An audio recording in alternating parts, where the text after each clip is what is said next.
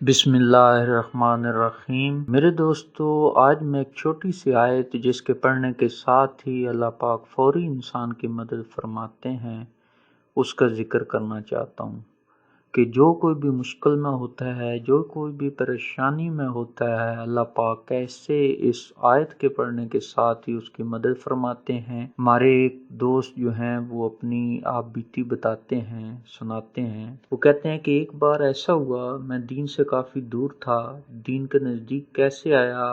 وہ کہتے ہیں کہ ایک بار کسی اللہ والے کی مجلس میں اس طریقے سے بیٹھا کہ دعوت تبلیغ والے بار بار میرے دروازے پہ آتے۔ جب بھی آتے تو میں بیٹے کو کہتا کہ ان کو کہہ دو کہ میں گھر میں نہیں ہوں۔ ایک بار ایسا ہوا کہ میں چلا گیا ان کے ساتھ اور جا کر بیٹھ گیا۔ تعلیم ہو رہی تھی، گشت کے بعد تعلیم ہوتی ہے، ظہر کی نماز کے بعد تعلیم ہو رہی تھی۔ وہاں ایک خطاب جو کسی 4 مہینے کی جماعت آئی تھی ان کے امیر صاحب بیان کرنے لگے اور اللہ والوں کی کارگزاریاں سنانے لگے، اللہ پاک کیسے دعائیں قبول فرماتے ہیں۔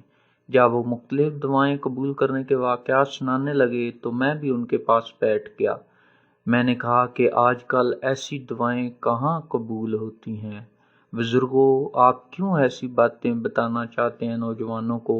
کیوں نوجوان نسل کو خراب کر رہے ہیں؟ آج کل کہاں دعائیں قبول ہوتی ہیں؟ تو ان بزرگوں نے کہا، دیکھو بیٹا، یاد رکھنا میری بات کو کہ جب کبھی بھی مشکل میں پڑ جاؤ تو فوراً حسبنا اللہ و نعم الوکیل کا ذکر کرنا، پھر دیکھنا اللہ پاک کیسے مدد فرماتے ہیں۔ میں اس وقت مذاق اڑا کے چلا گیا۔ ہوا یوں کہ سن 2011 جون میں، ان دنوں میں راولپنڈی بہت سخت ترین گرمی پڑ رہی تھی، کافی شدت تھی۔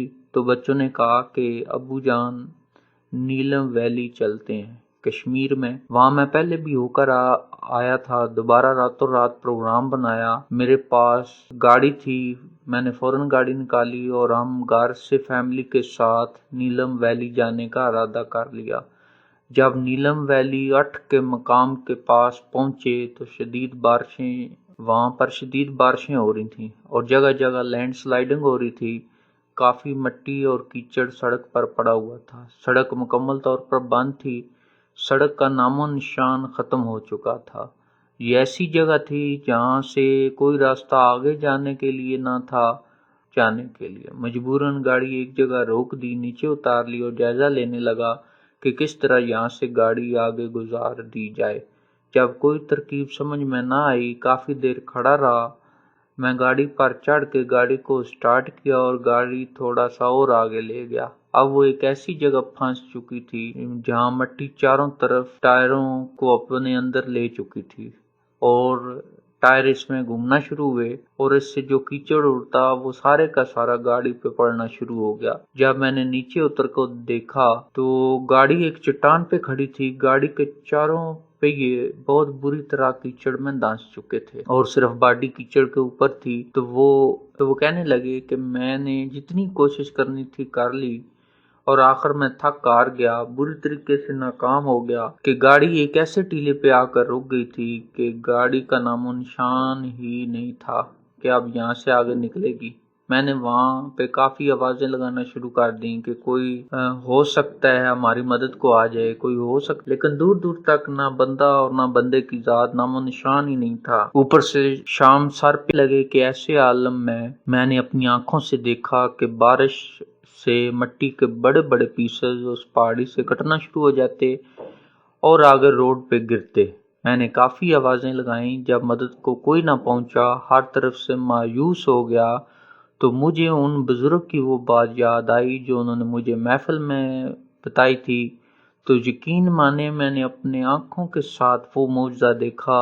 جب میں نے حسبنا اللہ و نعم الوکیل کا ذکر کرنا شروع کر دیا، میں نے کہا، یا میرے مولا، اب میں ساری دنیا سے کٹ چکا ہوں، اب تیرے علاوہ اور کوئی راستہ نہیں ہے، اب تو میری مدد فرما۔ جب اس کا ذکر کرنا شروع کر دیا تو دیکھتے ہی دیکھتے میری گاڑی جس چٹان پہ تھی، اللہ کے حکم سے وہ ایک دم سے آواز آئی اور وہ پھٹی۔ مٹی نے خود راستہ بنا لیا، چاروں ٹائر زمین پر لگے، میں گاڑی پر بیٹھا، وہاں سے گاڑی چلانا شروع کر دی۔ یقین مانے کہ گاڑی ایسے چل رہی تھی جیسے پکے روڈ پر بھی نہیں چلتی۔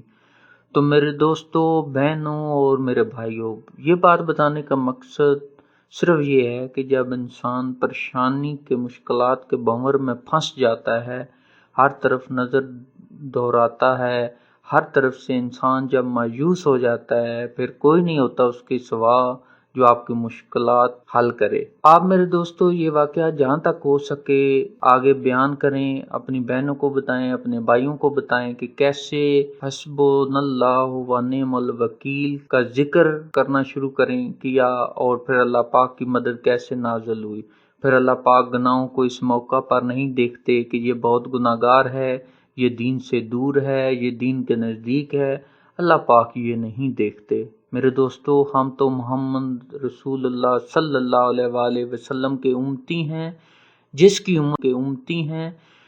کی امت میں آنے کے لیے نبیوں نے بھی دعا مانگی ہے۔ اللہ سے دعائیں مانگی گئی ہیں کہ یا اللہ ہمیں بھی امت محمدی میں سے بنا۔ آپ کو ایک بنی اسرائیل کا واقعہ سنانا چاہتا ہوں۔ بنی اسرائیل میں موسیٰ علیہ السلام کے زمانے میں ایک نوجوان تھا جو بہت ہی سرکش تھا، اپنے نفس پر ظلم کرنے والا تھا۔ اس کو موت آ گئی ورانے میں شہر کے دروازے کے قریب۔ اب ہوا کیا تھا کہ شہر والوں نے اسے شہر سے نکال دیا تھا کہ تم اتنے گناہگار ہو، تمہاری وجہ سے کہیں ہم پر اللہ کا عذاب نہ آ جائے۔ اس کو شہر سے دھکے دے کر نکال دیا گیا تھا۔ اب وہ ویرانے میں تھا، ویرانے میں نہ اس کا کوئی کھانا، نہ کوئی پینا، نہ کوئی ہمدم، نہ کوئی غم گسار۔ سردی کا موسم تھا اور وہ بیمار ہو گیا۔ دعا دینے والا بھی کوئی نہیں تھا۔ اب اس کو اپنے اکیلے پن کا احساس ہوا کہ میرا یہاں کوئی نہیں۔ جب انسان اکیلا ہوتا ہے تو اللہ کی طرف فوراً متوجہ ہو جاتا ہے، چنانچہ اس کی وفات ہو گئی۔ اللہ تعالیٰ نے موسیٰ علیہ السلام کی طرف وحی نازل فرمائی، میرے اولیاء میں سے ایک ولی کو موت آ گئی ہے، آپ وہاں جائیے، اس کو نہلائیے اور اس کی جنازہ کی نماز پڑھیے اور اعلان کر دیجیے کہ جس کے بہت زیادہ گناہ ہوں وہ اگر اس جنازے میں حاضر ہو جائے گا تو میں اس کے بھی گناہوں کو معاف فرما دوں گا۔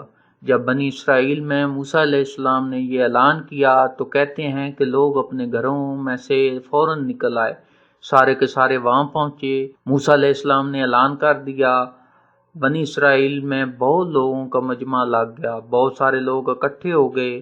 جب لوگ وہاں پہنچے تو لوگوں نے اس بندے کو پہچان لیا اور کہنے لگے، یا نبی اللہ، اے اللہ کے نبی، یہ تو وہ فاسق ہے۔